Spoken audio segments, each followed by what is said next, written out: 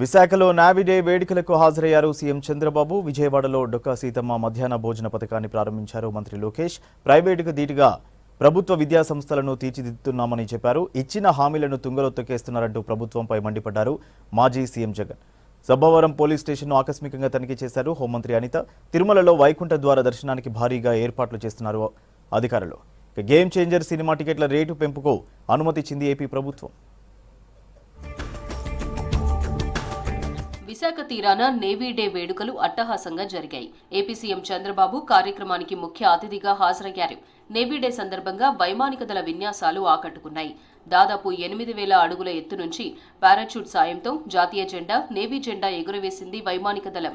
ఉగ్రవాదుల నుంచి బందీలను రక్షించే క్రమంలో యుద్ధ విన్యాసాలు, సముద్రంలో చిక్కుకున్న వారిని హెలికాప్టర్ సాయంతో రక్షించే విధానంపై ప్రదర్శనలు సందర్శకులను ఆకట్టుకున్నాయి. సాగర తీరంలో యుద్ధ విమానాలు, నౌకలు, హెలికాప్టర్లు, యుద్ధ ట్యాంకర్లను చూసి సంతోషం వ్యక్తం చేశారు సందర్శకులు. ఇక కార్యక్రమానికి భార్య భువనేశ్వరి, మనవడు దేవాంష్తో కలిసి హాజరై విన్యాసాలు చూశారు చంద్రబాబు.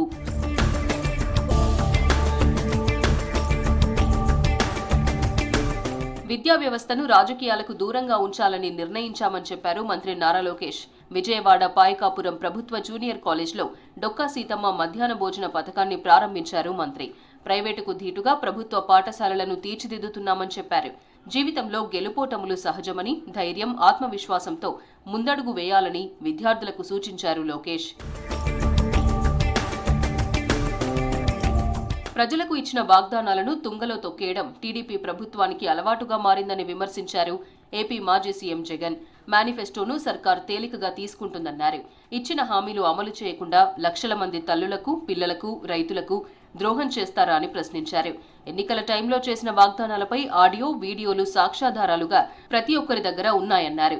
రోజులు గడుస్తున్న కొద్దీ ప్రభుత్వం చేస్తున్న మోసాలు ఒక్కొక్కటి బయటికి వస్తూనే ఉన్నాయని, ఇవి ప్రజల్లో తీవ్ర ఆగ్రహానికి దారితీస్తున్నాయని చెప్పారు. బాధ్యతాయుతమైన ప్రతిపక్షంగా వైసీపీ ప్రజల పక్షాన పోరాడుతుందని ఎక్స్లో పోస్ట్ చేశారు జగన్.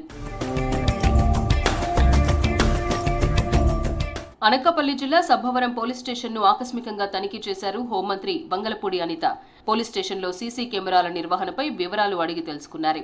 రికార్డులను పరిశీలించి రౌడీ షీటర్లపై ఆరా తీశారు. రోడ్డు ప్రమాదాలపై దృష్టి సారించాలని సిబ్బందికి సూచించారు. గంజాయి రవాణాపై ఉక్కుపాదం మోపాలని ఆదేశించారు హోంమంత్రి అనిత. తిరుమలలో వైకుంఠ ద్వార దర్శనం టోకెన్ కౌంటర్లలో భారీ ఏర్పాట్లు చేస్తున్నారు అధికారులు. అధికారులతో కలిసి ఏర్పాట్లను పరిశీలించారు టీటీడీ చైర్మన్ బీఆర్ నాయుడు.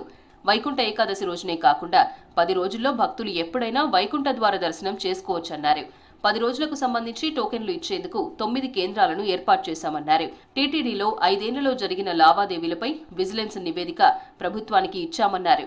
టీటీడీలో ఎలాంటి కమిటీలు వేయలేదన్నారు బీఆర్ నాయుడు. 10వ తారీఖు నుంచి 19వ తారీఖు దాకా ఉంటుంది కాబట్టి నిదానంగా కూడా రావచ్చు. అందరూ ఒకటేసారి వస్తే ఇక్కడ ఇబ్బంది పడతారు అని నేను ప్రజలకు విజ్ఞప్తి చేస్తున్నా. భక్తులందరూ కూడా సహకరించాలి మాకు. అప్పుడే ఈ యొక్క వైకుంఠ వైభవంగా జరుగుతుంది. గేమ్ చేంజర్ సినిమా టికెట్ల రేట్లు పెంచుకునేందుకు అనుమతించింది ఏపీ ప్రభుత్వం. జనవరి 10 నుంచి 23 వరకు 5 షోలకు టికెట్ రేట్ల పెంపునకు ఓకే చెప్పింది. రాత్రి 1 గంట బెనిఫిట్ షో టికెట్ ధర 600 రూపాయలుగా నిర్ణయించింది. మల్టీప్లెక్స్ టికెట్కు అదనంగా 175 రూపాయలు, సింగిల్ స్క్రీన్లో టికెట్కు అదనంగా 135 రూపాయలు పెంచుకునేందుకు ఓకే చెప్తూ ఉత్తర్వులిచ్చింది ఏపీ సర్కార్.